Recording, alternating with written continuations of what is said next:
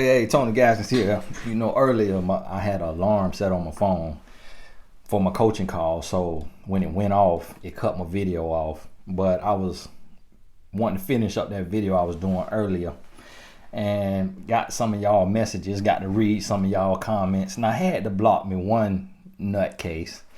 I don't know if it was he or she because it ain't have no picture, and sometimes people just be probably somebody on the block from another video and coming back with their side account to get blocked on the side account. Okay, block.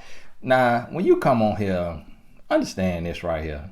I was talking about how I was on the plane and how I done talked to myself and say, listen, you got to be faithful. You can't be looking, lusting, because you never know who you looking at. Now, that goes to say that's me reckoning within my spirit that lusting is not right. The Holy Bible says if you lust in your heart, you've already committed adultery. Now, me explaining it in the example of, for me being a public figure, it could even be worse. That should be already understood. But somebody want to take it out of context. Oh, I was a fan until this video. Because now you done admitted that you don't look because you think that it's wrong. You don't look because you don't want to get caught. And it's the dumbest thing in the world. Because if I'm telling you something about me, and that's the problem with today's society, and that's why relationships fail. Because we can't even be open and honest about the struggles. So like I talked to my wife, and there's some stuff she don't want to hear about men, but I tell her whether she want to hear it or not. And then guess what? It comes a day and time to where she talking to a friend who really need to understand men, and she able to say, well, this is what Tony told me. And she also able to say, now this is something that I did not want to hear. This is something that I would not know if I wasn't married to this kind of man who gonna be honest with me about men. And that's why we really cannot grow, because everything a man tries to express, most women take it as an excuse. Take it as, oh, you just immature. But when you hear it from a man who been married going on 14 years and is 100% faithful to his wife, when I express it to you, that lets you know that if you hear this explanation from me, who is a mature man who does this every day, and you hear it from a grown boy, that there's some truth to that explanation. And what you got to understand is not everything is an excuse, it's an explanation. And women say, oh, well, we do this, but men do this. You're not the same being. You're not the same creature. It's a difference. And if now, the crazy thing is some women understand it perfectly. I don't know why those women understand it perfectly. I don't know where they come from. I don't know who raised them. But some women understand that men and women are complete different beings. So this is what you got to understand. The man is the hunter. The man is the pursuer. The man is the one who holds the sperm that is put into a woman and fertilized, that then turns into a baby. So without a man having a desire, an insatiable desire in him, the human race would cease to exist. But women forever try to dismiss men's desire and men's impulses as if it is easily controllable. Just because it's easily controllable for you as a woman. You are two different beings. And when I'm here to tell you, if a man is heterosexual, okay, heterosexual, meaning he likes women, it is not easy for him to control his desire or instinct to notice and to look. And women will say, well, women notice, but men look and lust. And the reason for that is the man is the one who it's put in to go after, to seek his mate, to be with, to have a relationship, to procreate, to reproduce. So that desire in a man, it's like a ticking thing. That's why a man can only be renewed by his creator. That's why when you get to know your creator, you can be renewed and become a new creature. And that's what you have to do. It's like being born again. That's meeting your creator, but being renewed from the inside out. That's why I always tell you all the time, listen, if this man don't know God, he don't know himself. Point blank, period. And if he don't know God, you won't know him, and you won't be able to trust him. Because if he is not tapped in, he gonna struggle. And I'm telling you, as a man, from behind the scenes, from across the line, from in the barbershop, from in the locker room, it is not something. We different beings. But see, here's the thing, is women don't oftentimes get the opportunity to have a completely open and honest conversation with men.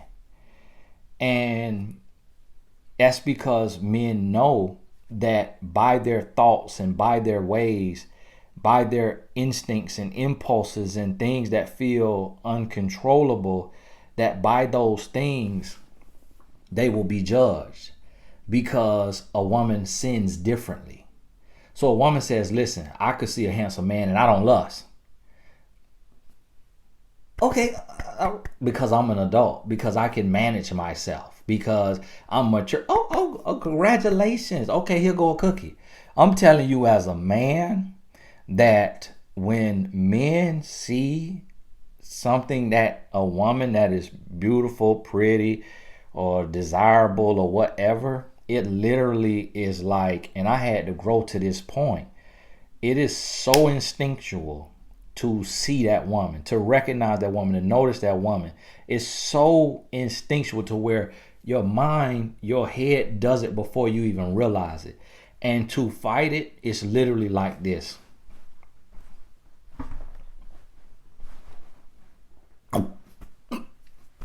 You about to throw up.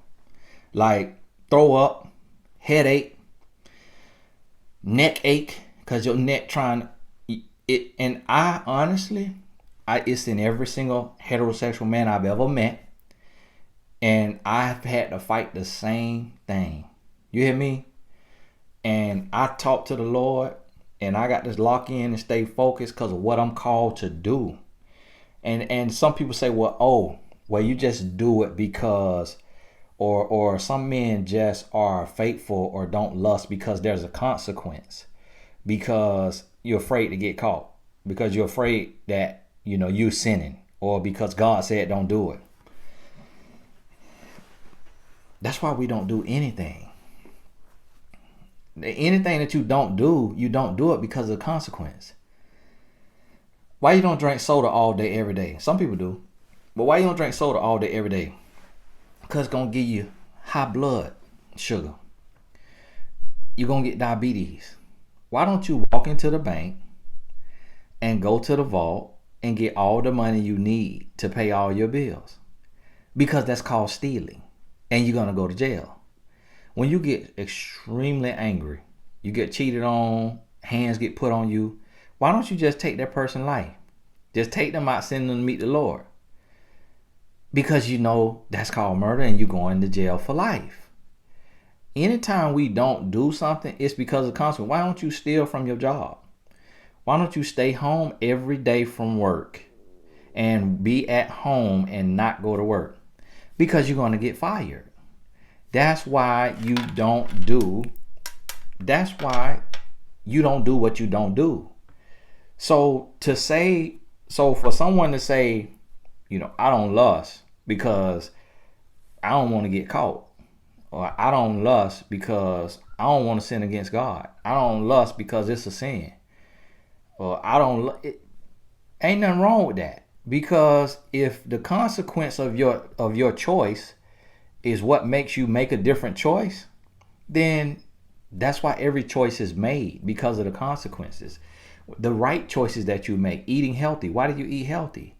Because of the result of eating healthy. Longer life, more energy, better skin, better, everything.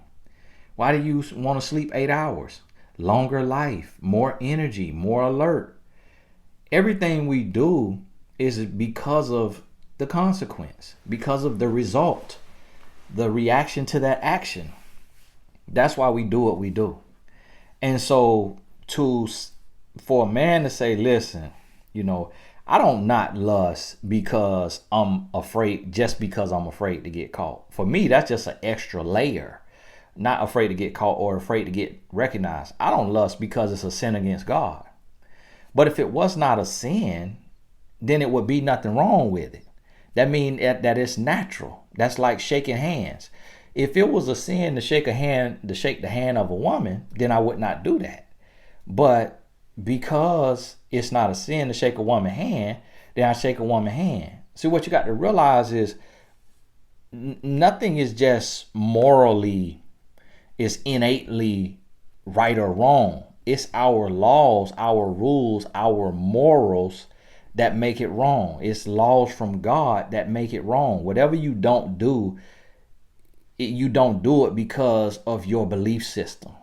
And your belief system is rooted either in the laws in your country or your religion. And that's why people get so caught up on, example, you could say, oh, well, it's wrong for a man to look at another woman and to lust after her. But so then what do you say? If that's innately wrong, then what do you say to the people who, in their religion, the man can have multiple wives? That's how he picks those wives, by looking upon, lusting upon, approaching, courting, and then marrying that second, third, fourth wife. Well, why is he allowed to do that? Because their culture and their religion allows that. So to that person, to those people, to his wives, him looking at another woman, is nothing wrong with that because their culture or their religion allows it. So that's what you got to understand. What a person does naturally, what they do, because biologically the man's body is drawn to the woman's body, because biologically they are to come together and reproduce to continue the existence of human life, then it's our belief system that puts that in bounds. So it says, listen, if you're of this belief, you can be attracted to this woman, and you can approach this woman, but you can't sleep with her until marriage. And then in marriage, you can't sleep with any other woman. That's not a universal belief system. That's a certain belief system, one that I'm of. But whenever I express that, it's women in the comments who say, I don't care about my man being with another woman or sleeping with another woman or marrying another woman, because I believe in open relationships. I believe in being polyamorous. Or they say, I am of a religion that a man can have up to 4 wives, or a man can have multiple wives as long as he can provide for them. Or they say, in my country, it is okay for men to have multiple women. And so I may see it as wrong, but someone else may see it as innocent, as harmless, as necessary, as natural. And so that's what you got to understand. You can't take and hold it against a man or a woman why they don't do something, because it's based on, just like when women say, well, if I notice handsome men, but I don't lust after them. Well, who can say that? Because you looking at that man could be seen as lust to your man. So if you say, well, I look, but I didn't lust, he don't know that, because in his mind, you didn't even have to look. So the same thing to that man. If he looks at that woman, he may say, well, I noticed her, but I didn't lust after her. But you don't know that. So you may say, well, why are you even looking? Because as soon as you notice her, boom, that's a millisecond, you could have turned your head, but you looked for a whole 2 seconds. And he's like, well, that was just me noticing her. And then you like, well, that wasn't noticing to me. That was lusting to me. And so now this is subjective. So you really have to understand the heart of a person, the nature of a person, the history and biography of a person. If they have what some people will call a sex addiction, if they were exposed to nasty movies, pornography, early on, nasty magazines, if they were violated at a young age and exposed. So see, it's so much that goes into these things that happen in people's life and what a person is dealing with and struggling with. It's not a one size fits all. And right and wrong is not universal. I believe certain things are wrong because of my belief system. But then other people tell me in my belief system that's not wrong. So for me, I do what I feel is right based on how I believe. Because I do what I feel is right based on how I believe, doesn't make it wrong if I would do something different if I believe something different. Because every person has to answer for their actions too, and I believe in God. But I can't get somebody who does not believe in God or Jesus Christ. If somebody is in a country that they don't know Jesus Christ, I can't make that make sense to them because they're of a different religion or a different belief system. So I could preach to them all day and it's just like talking to a brick wall. And so that's why it has to be an understanding. When you with somebody, the two of you have to be on one accord. You got to be on the same page to say, hey, look, do you feel that it's wrong to look at a person and lust after them, meaning to stare at them? And it should be understood. Both of you should say, yes, that's inappropriate. That's disrespectful. Now, do you believe that it's wrong if you recognize a person and they may be attractive and you see them for a half a second or for a second, you recognize them, but you keep it moving, you turn your head? Then if the two of you should be able to say, I agree. You see a person, but you're not staring at that person. We can't see that as disrespect. Now, is it disrespectful to look at a person, stare at them, watch them walk? Then both of you say yes. So once you have your boundaries and you know what is acceptable and what's not acceptable, then you're able to set your rules and regulations in your relationship so that you know who's in violation, who has created an offense and needs to be held accountable. And now if this offense happens, now you got to ask yourself, is this offense forgivable? So will you hold a man to the same standard if he looks at a woman and looks at her for 2 seconds or 3 seconds, or if he double takes at that woman? Do you hold that to the same standard as him approaching that woman? Okay, do you hold him approaching that woman to the same standard as him sleeping with that woman? So in your relationship, you have to understand what your deal breakers are. And once you understand that, y'all have to come to an agreement on that so that you know you equally yoked. You got the same belief system, the same morals and values. So then you can identify when you out of pocket. Because if you get with somebody who they don't believe it's anything wrong with looking as long as you're not touching. They may believe you can look as long as you want to look, as long as you're not approaching and you're not touching. So if they believe like that and you don't believe like that, now y'all unequally yoked. So now when they create that offense, that may be an unforgivable offense for you because that's not how you believe. So you got to understand that. So, and what I can say as a man is that men who are attracted to women, it is going to be extremely hard for them to see an attractive woman and not to look or not to notice.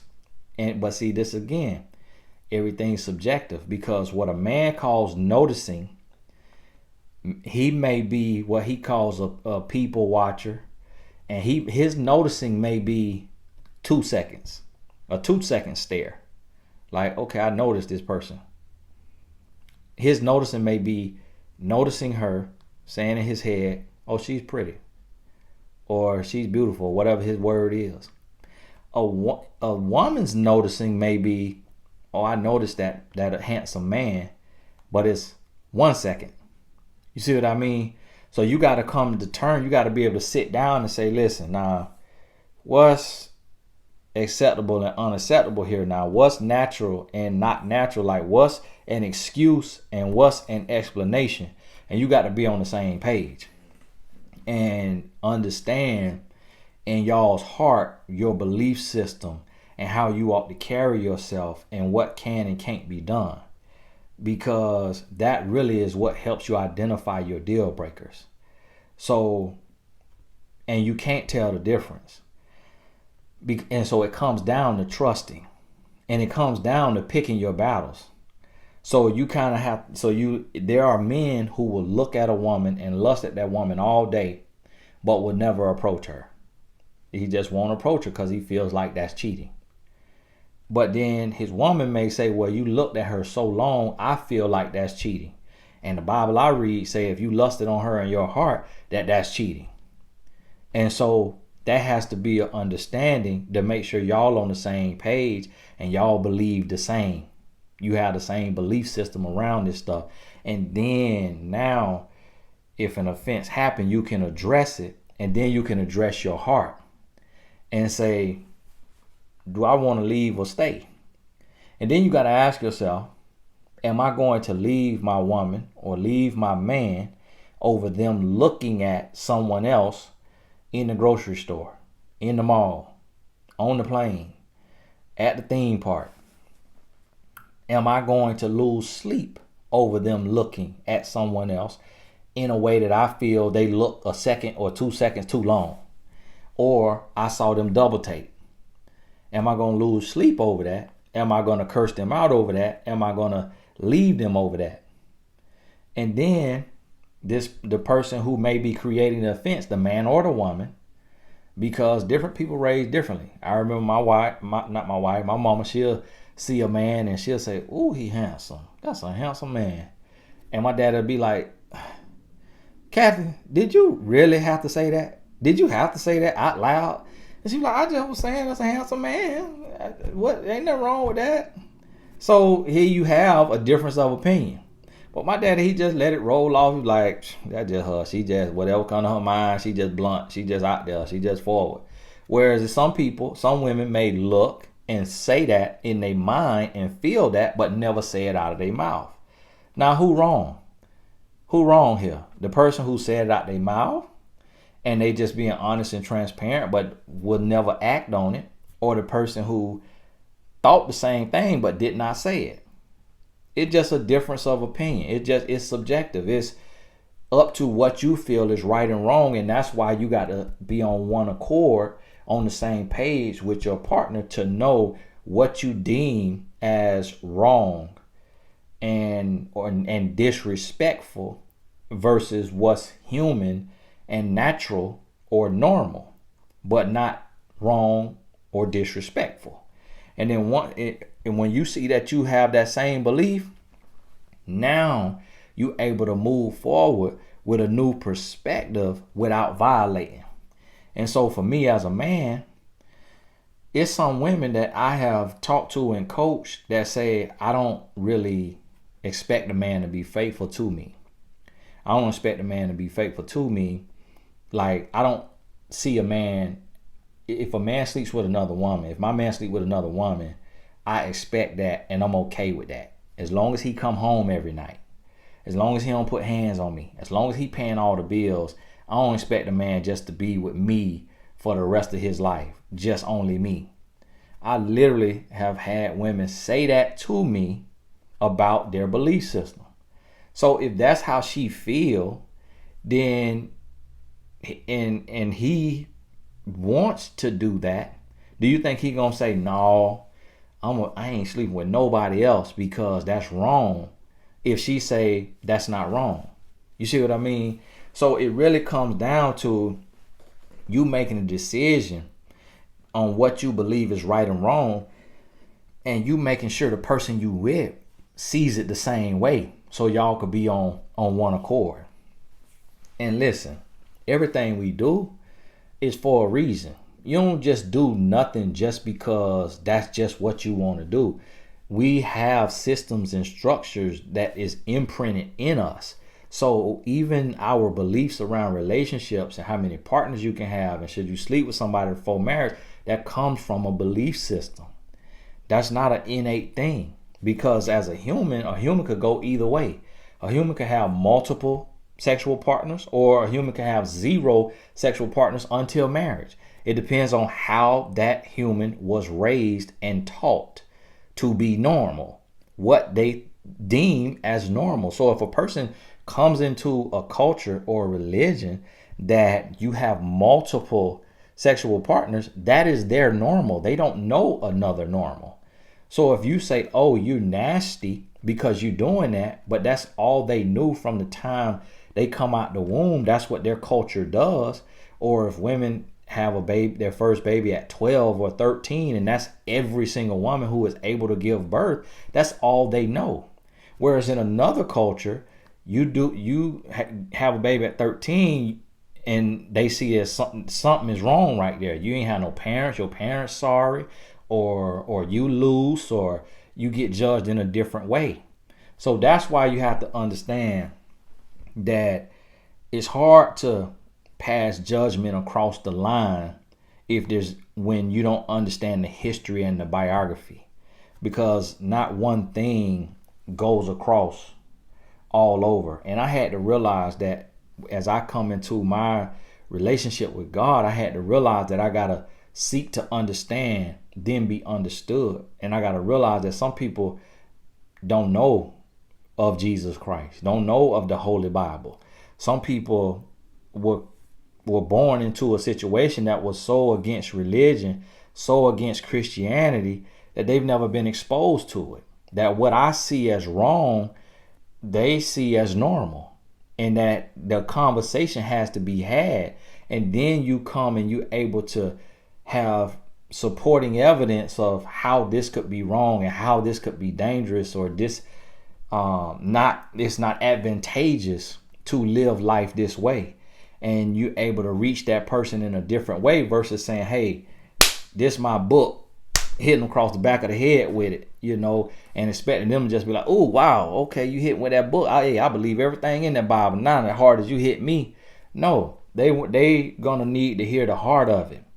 And so understand this. Anything I say against you, and this is the crazy world that we live in, is it's so many scam artists, it's so many frauds, there's so many people that's teaching something and preaching something but not living it. And you keep seeing people get exposed for not living what they preaching. But then you'll have somebody come and tell you about their struggles and tell you about what's real for them, and it get used against them. Like the lady I had to block, because she gonna take and use my story against me when I graced her the opportunity to know how I had to deal with and struggle with lust, and how I deal with it, and the parameters I put in place. Because if I just say, for me, coming from my past, being a womanizer, if I just say, oh, I ain't gonna lust because my wife don't like it, that ain't gonna be enough, because my wife ain't always gonna be with me. But if I say I'm not gonna lust because I know my wife don't like it and God don't like it, okay, now we're a little stronger. If I say I'm not gonna lust because my wife don't like it, God don't like it, and it could hinder my ministry, it can trip me up, it can kill my witness, I can lead somebody astray. If I'm teaching them to be honest and trustworthy and an upstanding person who has integrity, but then I show weakness or a lack of integrity, then my witness is dead.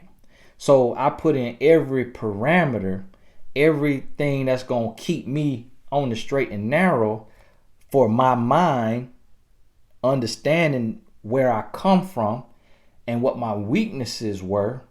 And so I may need more. So it's kind of like if a person was an alcoholic. Now, a person who never struggled with alcohol could say, well, I don't drink alcohol because of what it does to the liver or what it does to the brain cells. Another person may say, well, I don't drink alcohol because not only what it does to the body, but because the Bible says don't be a drunkard. Don't be a wine bibbler. Another person may say, well, I don't do it for those reasons and because my spouse doesn't like it. Or I don't do it for those reasons and because my spouse doesn't like it and because I lost a family member to it. And because my family has addictive personalities. I have addictive personality, so that's why I don't do it. So the person who just doesn't do it because they just don't do it cannot look at the person who needs 4 and 5 reasons to not do it.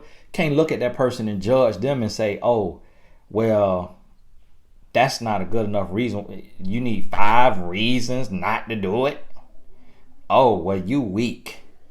You can't do that, because that's not fair to that person. That's what you got to understand, men and women, and especially me as a man talking to women. You have to understand that you're not conditioned the way a man is conditioned. You're not wired the way a man is wired. Your purpose on earth is not the same purpose. See, you don't have a member between your legs that your purpose is to go and seek out someone to insert that member into. See, your thing in life is to receive the member. Okay, you receive that member and then you consummate that what is dispersed into you, and then you grow it, mature it, carry it, and deliver it. And then you are a part of the nurturing process. But the man has the member that holds the thing that holds life. So if he has no desire to seek out a woman to insert himself into, to be with, if he has no desire, if that desire is so easily controllable, and he says, I just don't want to do it just because I don't want to do it. I just don't want to do it just because, just don't feel like it. I don't want to do it anymore. Guess what? The human race ceases to exist. If he said, hey, I just don't want to do it just because I'd rather get money.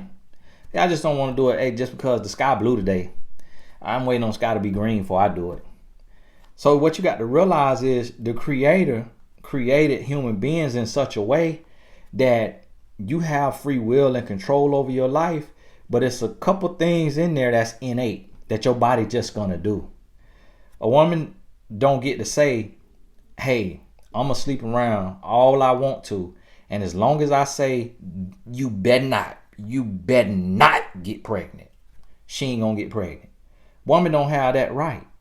If she getting on her bike and her body is able to bear children, that's exactly what it's going to do. If her body is able to do it, that's exactly what it's going to do, whether she wanted to or not, if she's doing that act. So it's certain things that the body going to do with or without your permission. A man, okay, it's going just like this here. It see something in light, the wind blow too hard without his permission. And I'm telling you as a man, without permission, you wake up, Arm & Hammer box. Wind blow too hard, Arm & Hammer box. You know why? Because it's doing what it want to do, because it's called to do one thing. You got to keep the human race going. Mind telling me no, but my body telling me yeah. Now, I don't condone what he do, all right? So don't take that as me condoning what he do, but I'm just stealing somebody's lyrics. So the mind could be saying, hey, all right, now you looking at that or you see that, don't get crunk up. But that body say, nope, we got to go. We got to go to work. So guess what? Now it takes being renewed as a person being renewed to not do what your body trying to do. You see what I mean? So you two members, it's two different members. You got that member that's going to do what it want to do. And then you got to have this member that's going to say, nope, that ain't right. So don't look down. You can't look down on a man who's saying, these are the parameters I put in place to be faithful, to stay faithful. Because for me, it's not as simple as me just saying, I ain't going to do it just because I got the power not to do it. I'm not going to look or I'm not going to lust just because I don't need to. I don't want to. I ain't got to.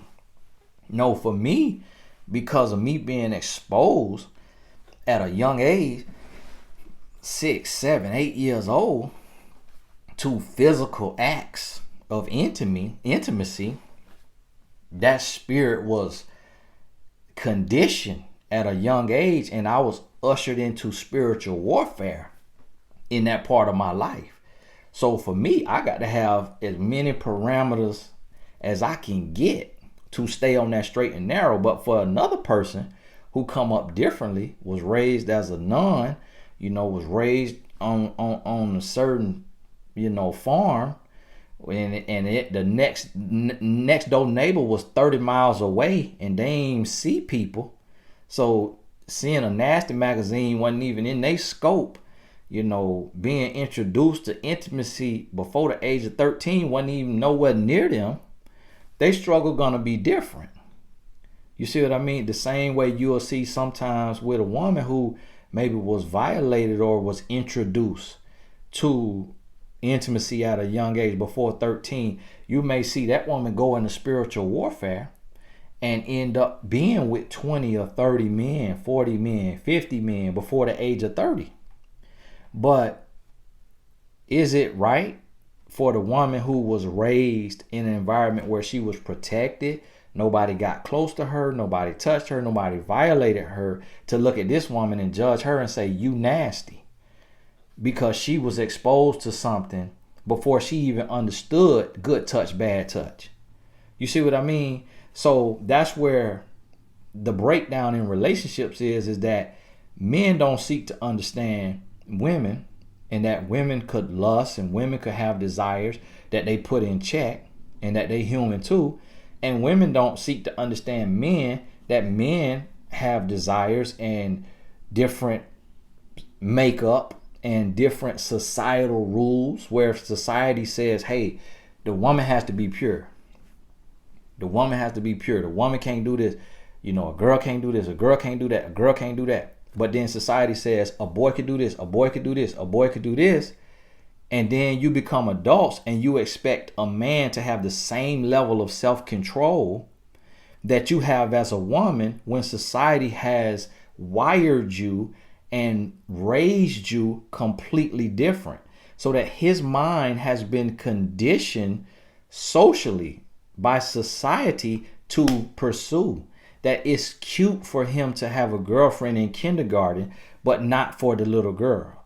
That daddy is protective over his little girl. She can't even look at a boy. She can't even talk to a boy. But then with the son is encouraged. Hey, boy, you better go get your girlfriend. Boy, look at that. Hey, look at that cute girl over there. Okay, look at little Johnny has a girlfriend. Hey, go give her a kiss. You need to give her a kiss, little Johnny. Go ahead. But then the little girl, you better not look at that boy. Come over here. Hey, sit down. You know what? Take this dime. Put this dime between your knees. Put that dime between your knees, and that dime better not drop.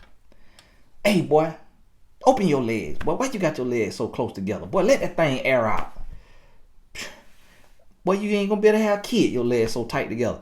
You see what I'm saying? So when you raise differently, that's what we're not going deep enough to understand. Like, it ain't just that this man nasty and disrespectful. It's that he mentally battling 20, 30, 40, 50 years of societal conditioning to be this way. He's been prompted, promoted, and reinforced for his attraction to women. Whereas a woman has been thereby chastised and put a chastity belt on to say you can't look, can't touch, can't do nothing. So that's gonna train the brain differently. And this what we don't understand is that it's not apples to apples. This apples to oranges, depending on how you raise. So it's a lot of women who jump to say, oh no, we on the same platform, we on the same standard, when we've been raised totally different. So if a little boy been told from the age of 3 or 4 to go get him some kissings and some mooching, and get him a little girlfriend in preschool 3, but this little girl has not been told the same thing, their brain now is developed and is being developed and imprinted totally different. And that's why you see it play out the way it plays out as adults. But see, this is a truth that we call an excuse. And I'm gonna tell you, as a man, I don't have a reason to make an excuse because I'm 100% faithful. So I could just take my standard and apply my standard to say, hey, if I could be 100% faithful and I'm not, look ugly, I ain't good looking either, but if I could be faithful, guess what? Every man got to be faithful. If I could be faithful and not struggle with infidelity, no man should struggle with infidelity. But I can't do that because I know not everybody got my same Bible. Not everybody was introduced to the Bible. Not everybody became a Christian at 6 years old. Not everybody was raised the way I was raised. Not everybody is from the same religion, from the same race, from the same culture, from the same belief system. Not everybody is given the amount of same amount of grace or favor or wisdom, knowledge, and understanding. I'm 36 years old, but I have clients in their 70s. It's not many 36-year-olds who are paid by the hour to advise people twice their age. So I understand that the level of wisdom, knowledge, and understanding that God gave me, it may not be in my brother right here. So I'm not going to hold him to my same standard, but I'm going to help him get there. I'm going to meet him where he is, understanding his conditioning, his history, plus his biography, also his calling and his purpose, but where he is in his life. And I'm not going to say because I'm perfect in this area, you be perfect in this area. Neither should a man tell a woman because I'm this way, you could be this way. Neither should a woman tell a man because I don't have a problem with lust, you shouldn't have a problem with lust, because we different beings. And that's why relationships fail, because we don't seek to understand and then be understood. We just want to have a broad stroke with everything. And a woman supposed to say, oh, because I don't look at other men, you should have no desire to look at other women. And that's not, it's just not fair, because you also were not raised in the same household. You also may not have the same culture. You also may not have the same belief system. You also, to the T, you may both believe in God. You may both be Christian, but one may be more spiritually inclined than the other. One may be more spiritually developed than the other. So that's where you got to seek to understand, then be understood, and then help one another grow in the weak areas. Be strengthened in the areas where you weak, and not just expect someone to see life the same exact way you see life. And then also, you also got to stop lying for the sake of argument. I see women say, oh, well, it's so many men who they see a woman and they curse and be like, D, and watch that woman walk, and it's so many men do that. And yeah, that might be a man. It might be a man who does that, but that's not the average. That's not the majority, because a man ain't stupid. Men know that his woman will be offended by that. So the men who do that, we ain't even talking about that man, because he's such an ignorant, lost, So he's so far gone, so far removed from this conversation. We ain't talking about that. We talking about men who are real men, but yet still human, and yet still struggle as a human who is flawed, working towards perfection, knowing that perfection may not be attainable, but yet still seeking righteousness to be right, but yet having an honest struggle. That's what we're addressing. And people struggle in different ways. People struggle. So one person may struggle with lust. Another person may struggle with telling the truth and not being a liar. Another person may struggle with money. Another person may struggle with material possessions. Another person may struggle with obsession of their looks and their appearance. Another person may struggle with the obsession of their body or their build, not just their appearance on their face. So people struggle in different ways, and that's why it takes addressing a person's issues at their heart. Because how a woman views a man lusting after another woman, a man may equally view a woman lying to him just as bad. But it's all depending on how those individuals are conditioned. So, hey, understand that, and hopefully, listen to this again. And understand that I don't do nothing to bring confusion. Everything is to bring clarity. And if you don't understand it on the first time, listen to it again. And understand that it's a perspective that is not your own. It's a perspective that's a different perspective. And that's how we get growth, by seeking to understand instead of seeking to argue. And so I can understand why a person may say, I don't struggle with lust. I don't struggle with looking. I don't struggle with money. I don't struggle. When I look into their life, I can see, okay, I see now why you don't struggle with those things. Okay, congratulations. But that don't make you better to me than the person who does struggle with those things, because I see their life and their upbringing and what they were introduced to that was different from you. And that's why y'all approach life differently, because of your history and your biography. That is the makeup of the human, the man and the woman.